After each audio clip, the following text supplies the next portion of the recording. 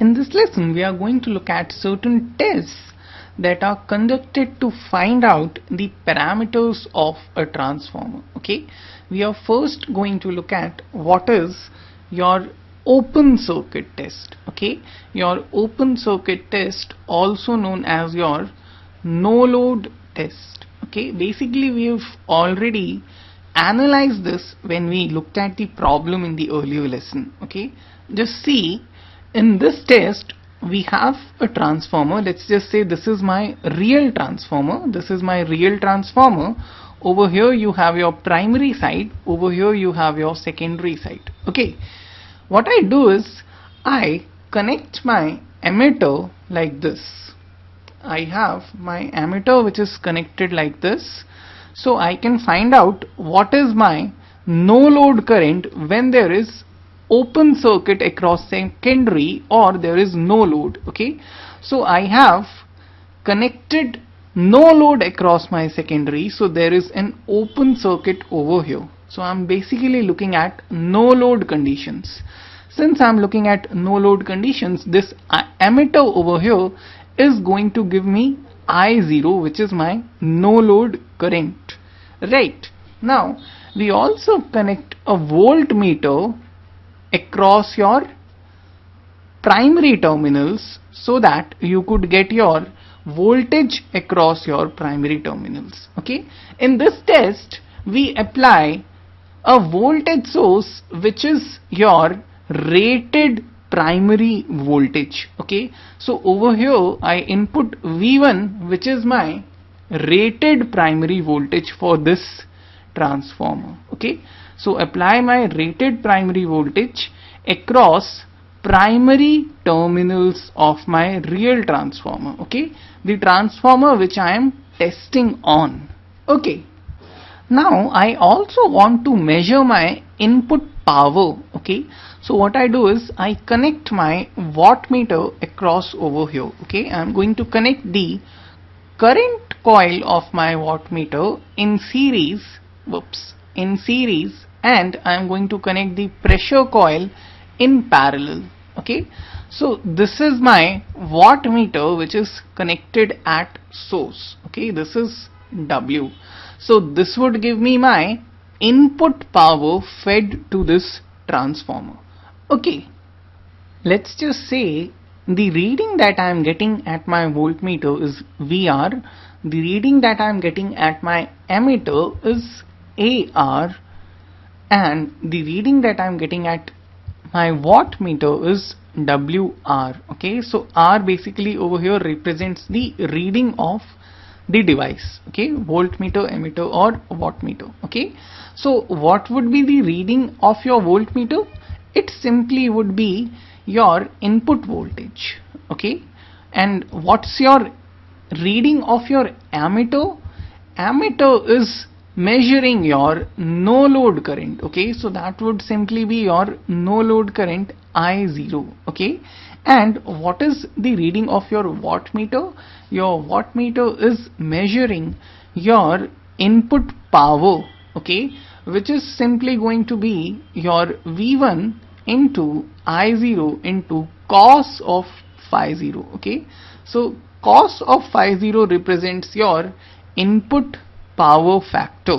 Okay, just remember your phasor diagram that we had drawn earlier. Okay, so where is that? This is your phasor diagram under no load conditions. Okay, we had seen this is my V1, this is my I0 which is no load current, and this is phi 0, and cos of phi 0 represents your input load power factor.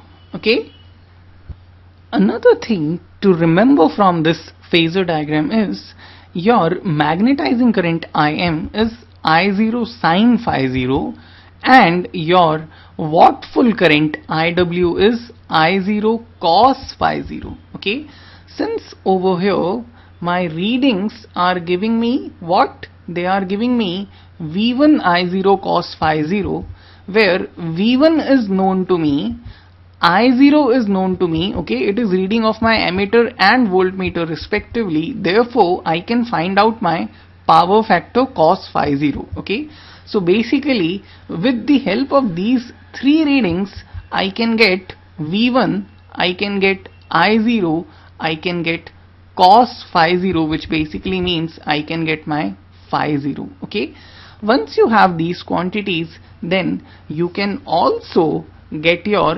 magnetizing current Im, which is going to be what?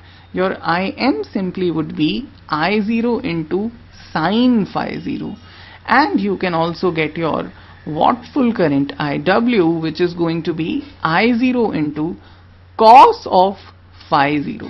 Okay, so now you've got your components of your no load current. Let's see how do we get my R0 and L0 now using these values. Let's look at the primary of a real transformer. Okay, you have your L1, or let's say this is your R1, and let's say this is your L1. Then you have your L0 and you have your R0. Okay, this is your L0, this is your R0, and this basically is your secondary terminal. Okay, we have your secondary winding over here. Now what you have measured is this input voltage V1. Okay, and what you have measured is this no load current I0. Okay, just see, since I0 is very small, as we discussed earlier, your voltage drop across these two elements is also going to be negligible. Therefore, your voltage across these two terminals would be equal to V1. Okay, so let's just say you have your current Im going over here, you have your current IW going over here. Then what is the terminal across these two? What is the voltage across these two terminals? It is V1. Okay, assuming this is neglected, voltage drop across this is neglected. Therefore, what is your reactance offered by L0?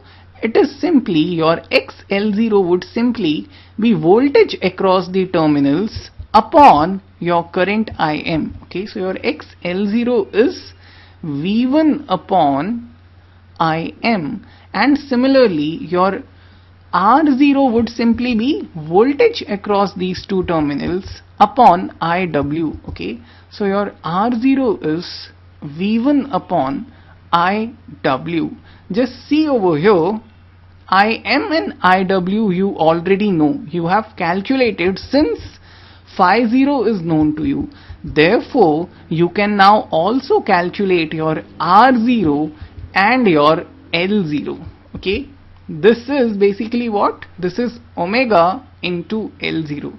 So if you know your input frequency, you can also get your L0. Okay, now let's see how we are going to find out our iron losses using my open circuit test. Okay, I have got my input power. Okay, my input power is the reading of my wattmeter. Okay, which is basically equal to V1 into I0 into cos of phi 0. I know my input power is basically equal to my output power plus losses, right? Which is equal to my output power plus my iron losses plus my loss due to primary winding resistance plus my loss due to secondary winding resistance. Okay, what is this? This is equal to, we are talking about no load conditions. So the current which is flowing over here is I0. Okay, so this is basically I0 square into R1, and this is basically I2 square into R2. Just realize we have no load. Okay, therefore this guy is 0. There is no load, therefore your current in secondary is 0. So your I2 is 0. So this entire thing basically becomes 0. Also, since I have no load present, your output power is also 0. Okay, also since I0 is very small, you can consider this quantity to be almost negligibly zero. Okay, so you can just assume this thing to be zero, therefore your Pi basically is equal to your Wi. Okay, so the reading that you're getting at your wattmeter is actually the iron losses in your transformer. Okay, this we get by assuming my losses due to primary winding resistance are very small, since I have no load current flowing, and I can assume them to be zero. Therefore my wattmeter reading is essentially my iron losses. Okay, so we have seen my open circuit test helps me get my IM, helps me get my IW, helps me get my R0, helps me get my L0, and also my iron losses. Okay, now let's look at another test that we perform to get our full load copper losses and to get our equivalent winding resistance and leakage reactance. Okay, this test is known as your short circuit test. Okay, so your short circuit test, also known as your impedance test, is quite similar to your open circuit test. Okay, so basically based on your circuit diagram for your open circuit test, I'll show you how a short circuit test is performed, what modifications we are going to do in this open circuit test.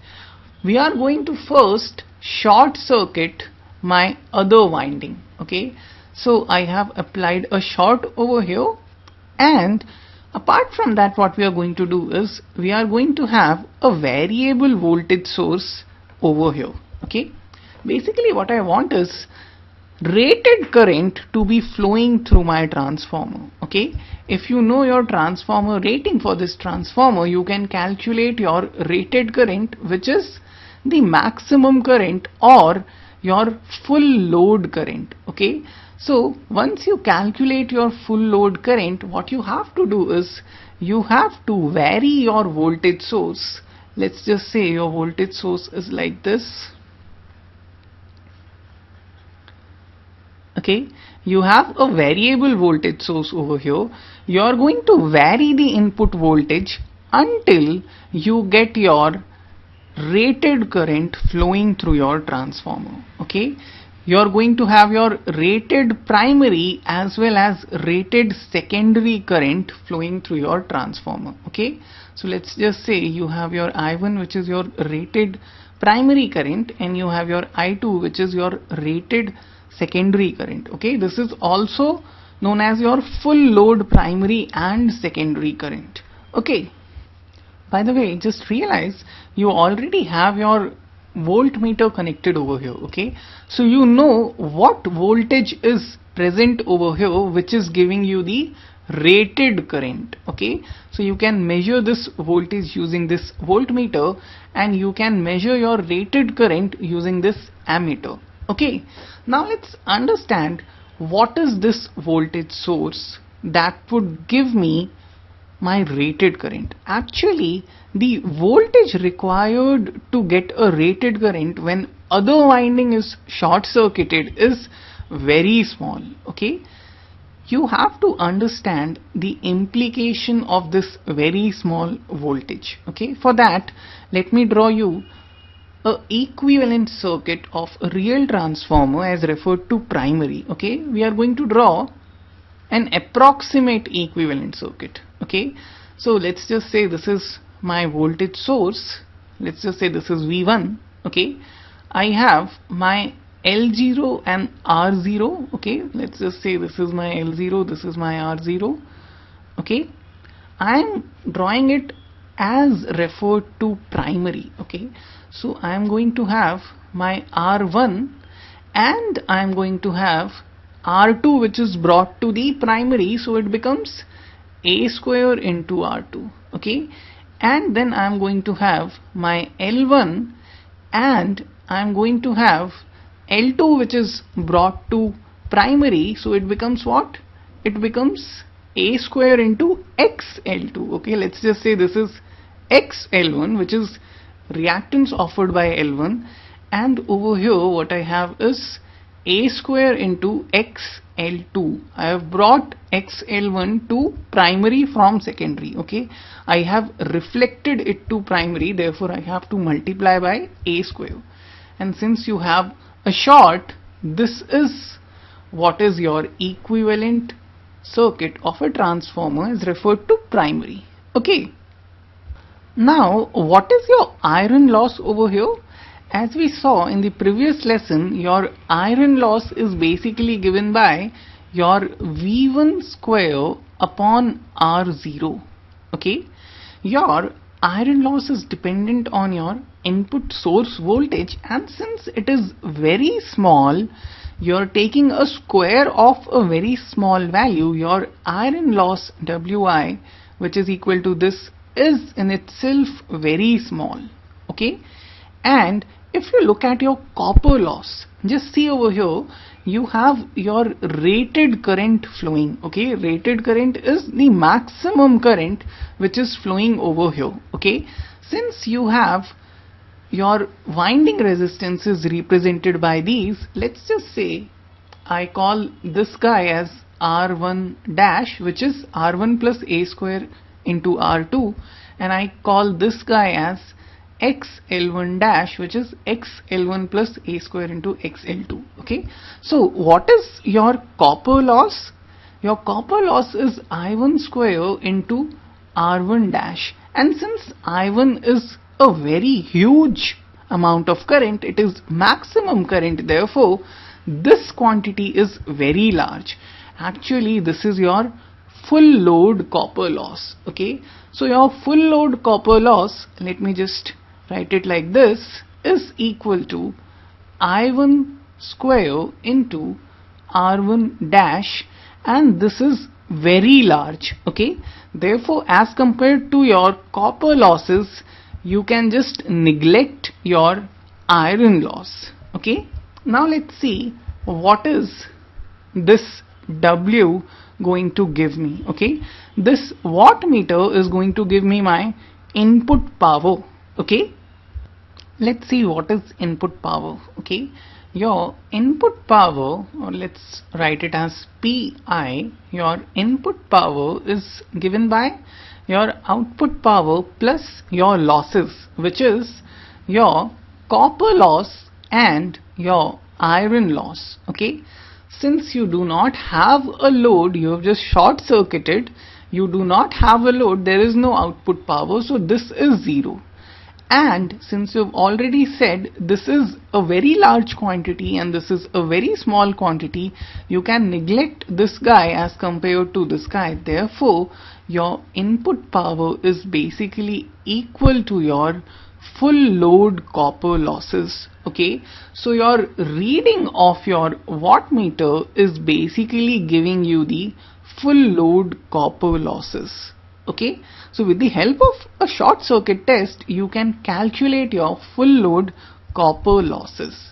Okay, now also understand what is this full load copper loss. Okay, your full load copper loss is essentially I1 square into R1 dash. Okay, you have your ammeter connected, therefore this is known to you. Okay, and we have already seen my copper losses is given by the reading of my wattmeter. Okay, so basically your reading of wattmeter is equal to your reading of ammeter squared into R1 dash, which is unknown. So based on this and this reading, you can calculate your R1 dash. Okay, so you can also find out what is your equivalent winding resistance, okay, as referred to primary. And since you already have a voltmeter connected over here, just see over here, you know what is the input voltage. You have a voltmeter connected. So if I further simplify this circuit and just remove this parallel branch, then what is V1 upon I1? V1 upon I1 is simply this impedance. Okay, so this R1 dash is something that I know. Okay, I have just calculated R1 dash. Okay, this impedance is basically R1 dash plus J into XL1 dash. Okay, so if you find out V1 upon I1, you are basically finding out root of R1 dash square plus XL1 dash square. Okay, and since this is known to you, you can also find out your equivalent leakage reactance as referred to primary. Okay, so just try to understand, you have this value R1 dash and you have this value XL1 dash. Okay, if you are going to multiply this value by 1 upon A square, what do you get? You have R1 upon A square plus R2. Okay, so essentially your R1 dash by A square is equal to this, right? And if you multiply this guy by 1 upon A square, what do you get? You get XL1 by A square plus XL2. Okay, and this is your XL1 dash upon A square. Okay, if you find out your R1 dash and XL1 dash, then if you divide by A square, you can get your R1 dash A square and XL1 dash A square. Okay, just try to understand what exactly is your R1 dash by A square and XL1 dash by A square. Okay, this is your R1 dash by A square, which is your equivalent winding resistance as referred to secondary. Okay, it is R2 and R1 reflected to secondary, which is R1 by A square. Okay, and your XL1 dash by A square is your equivalent leakage reactance as referred to secondary. Okay, it is XL2 and XL1 reflected to secondary, which is XL1 by A square. So basically, with the help of this and this, since you know R1 dash and you know XL1 dash, you can find out your equivalent impedance on the secondary side due to your leakage reactances and your winding resistance. Okay, just recollect what we had learned in voltage regulation. Okay, let me just go back to voltage regulation over here. Your formula for voltage regulation is your on-load secondary terminal voltage plus secondary current into ZS dash, okay, minus your secondary terminal load voltage. What is your ZS dash? Your ZS dash, if you see over here, this is your ZS dash, which is equivalent to this, okay, which is your XL2 plus XL1 upon A square plus R2 plus R1 upon A square. Okay, obviously these quantities are your J quantities. Okay, so essentially your ZS dash is this plus J into this. Okay, and since you know what is value of this and you know what is value of this, basically you know your value for ZS dash. Okay, and since you know your value for ZS dash, you can also calculate your percentage voltage regulation using your short circuit test. Okay, if you know your secondary terminal load voltage and if you know your secondary terminal current, then you can also find out your percentage voltage regulation, since this is known to you by short circuit test. Okay, so my short circuit test is basically helping me to find out my full load copper losses. Okay, it is helping me to find out my equivalent winding resistance. It is helping me to find out my equivalent leakage reactance. Okay, it is helping me to find out my voltage or percentage voltage regulation as well.